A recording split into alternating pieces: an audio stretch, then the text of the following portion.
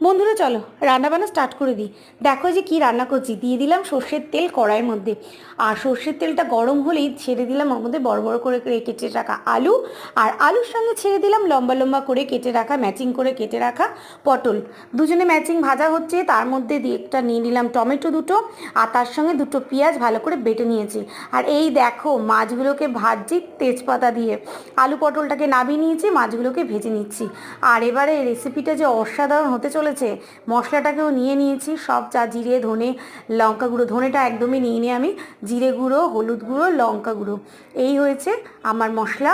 আর দেখো আরও একটা মশলা দিয়েছি যেটা নাকি অসাধারণ লাগলো। এটা কিন্তু তোমরা মাছে ঝোলে দিতে পারো, যদিও এটা মাছের মশলা নয়, কিন্তু মাছে দিলে অসাধারণ লাগবে। আমি আমার ফুল ভিডিওটা বান্টি রান্নাঘরে দিয়ে দিয়েছি, অবশ্যই তোমরা দেখে নিও। এইভাবে মাছের ঝোল, একটা ঝোল দিয়ে সকলের খাওয়া হয়ে যাবে। আর রেসিপিটা ভালো লাগলে অবশ্যই শেয়ার সাবস্ক্রাইব করো।